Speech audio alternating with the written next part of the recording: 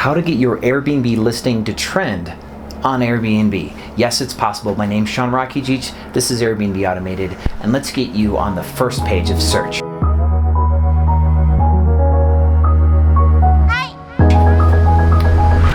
Welcome back, Airbnb family. So I am in Winter Park, Colorado, learning to snowboard, and yes, I almost died. It's been a few days. It was fun and embarrassing day one, but by the end of day 3, I could actually hold my own. And let me show you some footage. Let's run the reel.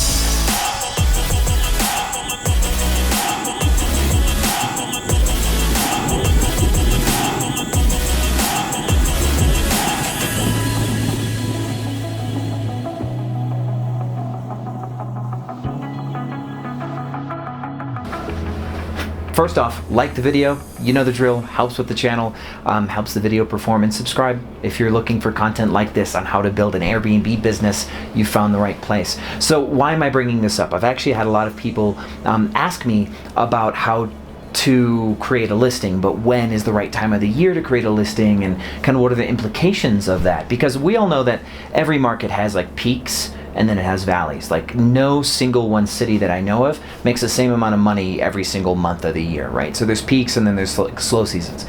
So how does slow season affect your performance lifetime is kind of the implication here, is like when's the right time to start an Airbnb listing, which ties directly into how to get it to trend in the first place. See, the truth about Airbnb is they've got what I would call an interest algorithm. I actually spent an hour on the phone with my business representative. I actually have a new one now. It's a girl instead of this guy Chris that I had. Getting to know her, but she's super fresh and like has a bunch of cool ideas. But over the hour-long conversation we had, we talked about SEO and kind of what it takes to get on the first page. And she and I kind of agreed on naming it an interest algorithm for the sake of the conversation. And so the thing about an interest algorithm is interest can trend, and you can actually take advantage of this. And once you have the statistics in your favor, then the rest of it kind of takes care of itself, because once you're up there, it's a lot easier to stay up there than it is to get up there. So there's going to be 2 things I want you to look for. If you can crack open your computer right now, then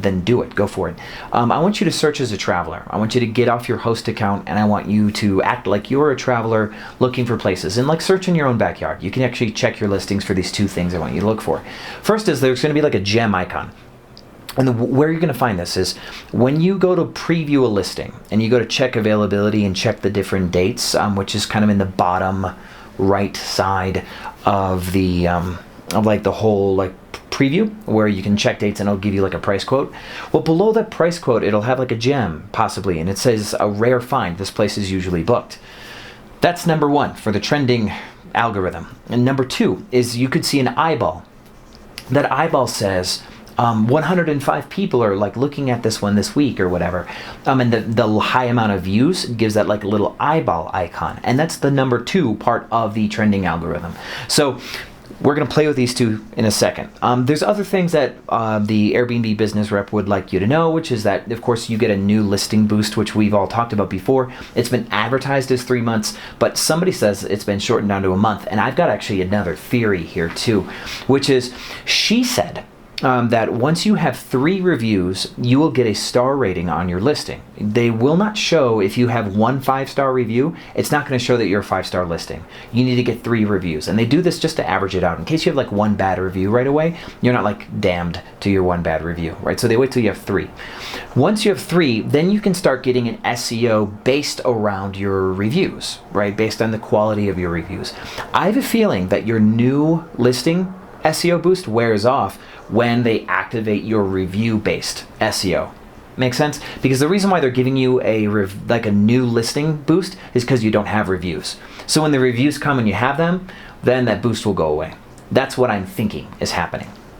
So with that said, your reviews are one big thing about getting, of course, like your SEO boost. And being Superhost gives you a little bit of boost, and there's different searches that you can like be involved in when you're a Superhost, stuff like that.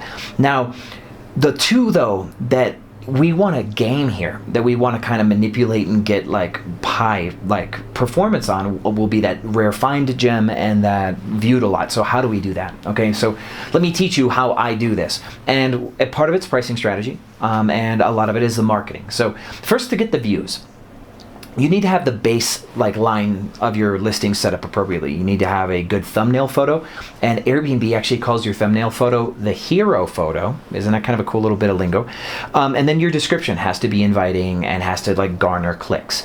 So if your thumbnail and description are attractive enough or generate curiosity, is actually one great thing you could do, where people want to see more of what you've got. Generating their curiosity and getting clicks is what gets you those views, those little eyeballs, right? Now, when people are window shopping, they're going to see that there's a price showing, and that price is actually the lowest price that you are charging over the course of the next 6 weeks. So if somebody hasn't searched specific dates and they're looking around a map, they could see that yours says like $60. Well, that could be just because you have a Tuesday that's $60. Like within the next 6 weeks, right? Where all the other like prices are $120, $150, it'll still show as starting from 60. That's why that happens. But this is a good thing to do too, because you could get more clicks based on the fact that somebody might be interested in staying at your place. They haven't chosen the dates yet. They're just looking around and trying to see what's cool in the city.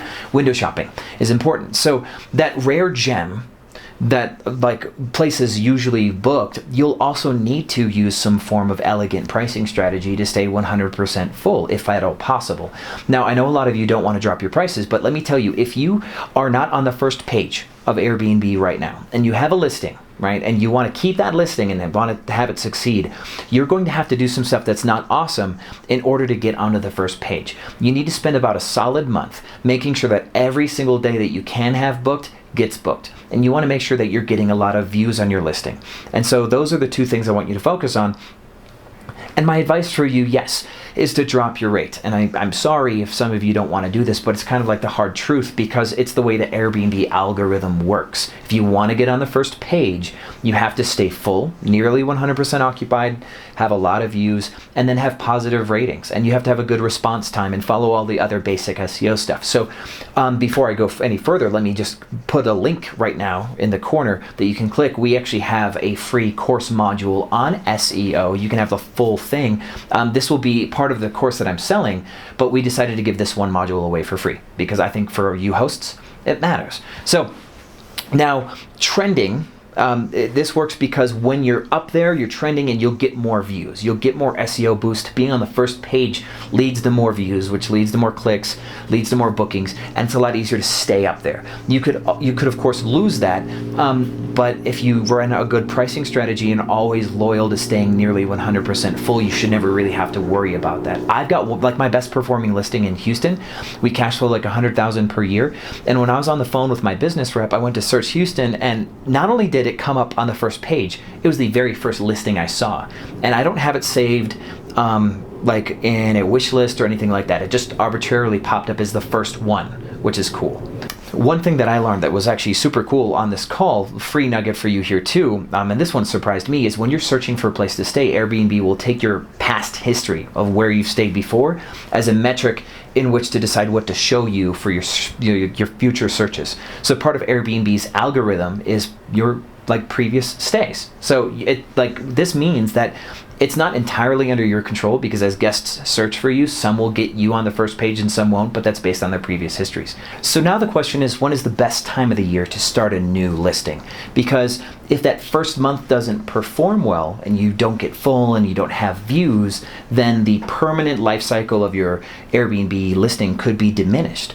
Because if you don't get on first page as soon as possible, then you'll underperform for a while, and that underperformance just makes it harder to get on the first page. But if you can skyrocket to the first page right away, then you could maintain it forever, right? So I think the best time to do it is coming out of slow season, right out of slow season. So that way you get that new listing boost while people are forward thinking into what would be arguably the busier dates of your year. So if, or actually, you know what, let me take that back.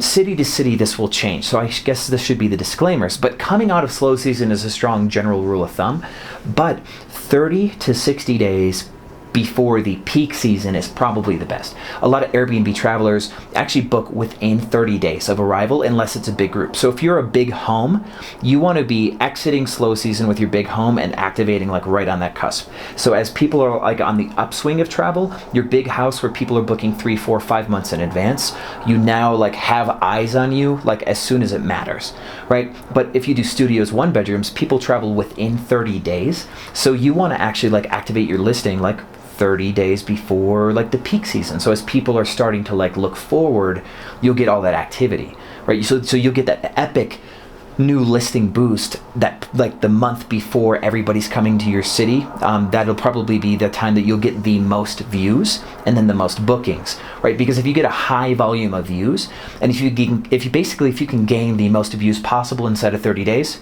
that'll get you. And just make sure you don't screw up your reservations, right? Get good 5-star reviews, because you make a guest unhappy and you get poor reviews, this will take you off of first page.